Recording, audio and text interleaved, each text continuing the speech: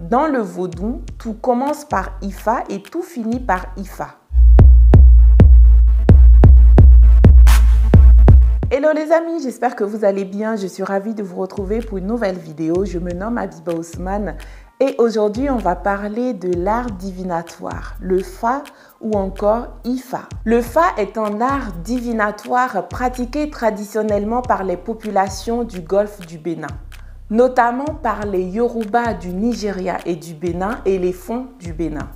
C'est autant une science géomancie qu'une divinité, présidant au destin de l'homme sur son passé, son présent et son avenir, en lui enseignant ses liens profonds avec la nature. Grâce aux contes allégoriques liés à chaque arcane, le Fa ou encore Ifa est un art divinatoire de l'ancienne Égypte. Le Fa est passé par le Nil, puis par l'Afrique de l'Ouest à travers le peuple Yoruba du Nigeria, puis dans la ville d'Ifé vers le XVIIe siècle pour atteindre le Bénin. La cour royale d'Abomey, en quête d'une solution, a adopté cet art divinatoire grâce à un prêtre du Fa d'origine Yoruba qui se nommait Gissa, vendeur de pluie. Ce fut le premier prêtre du Fa dans l'ancien Dahomey. Il initie ensuite les hommes de confiance du roi à cette technique divinatoire. Le Fa est pour les adeptes un moyen, une technique, un art, un oracle par excellence qui permet de communiquer avec Dieu par le biais des orishas, des ancêtres, des défunts, afin de révéler ses visions.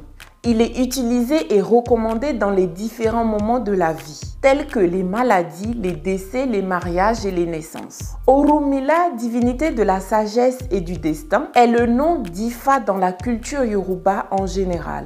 L'art divinatoire est connu sous le nom de Fa chez les Fon du Bénin, ou sous le nom d'Afa chez les Ewe du Togo et du Bénin. Ce nom est d'origine nigériane, plus précisément de la ville d'Ile-Ife, qui a accueilli en premier cet art divinatoire sur le continent africain selon les traditions.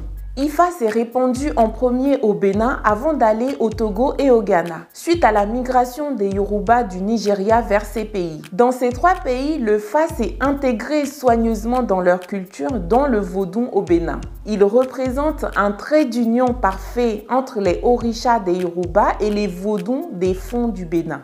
La pratique de l'art divinatoire diffère d'une culture à une autre. Du côté des Yoruba, l'adepte ou l'initié rentre en contact avec Dieu Olodumare, le Dieu suprême des Yoruba, par l'intermédiaire des orishas dont Orunmila. Orunmila transmet au dieu Olodumare les questions des hommes et leur apporte en retour les réponses du dieu. Chez les Fon, la fonction de la divinité Orunmila est jouée par le vaudou Legba, qui sert de liaison entre le monde des esprits, dont il a la maîtrise de toutes les langues, et le monde des humains via la divination du Fa. Ces messages sont toujours en parabole en tant que système de divination.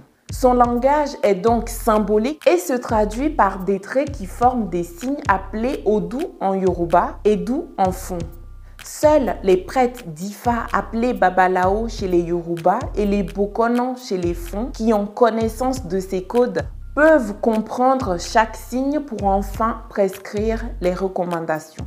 Inscrit depuis 2005 à l'UNESCO sur la liste des chefs-d'œuvre du patrimoine oral et immatériel de l'humanité. La pratique de l'Ifa repose soit sur l'utilisation de 16 noix sacrées et de la planche d'Ifa ou du chapelet divinatoire Lopele, et un plateau de divination nommé au pont Ifa en Yoruba. C'est la fin de cette vidéo, j'espère qu'elle vous plaira. Dites-moi en commentaire si vous connaissez le Fa ou encore le Ifa. À très bientôt pour une nouvelle vidéo. Retrouvez-moi également sur mes réseaux sociaux. Je suis présente sur Instagram et sur Facebook, Habiba Ousmane. À bientôt.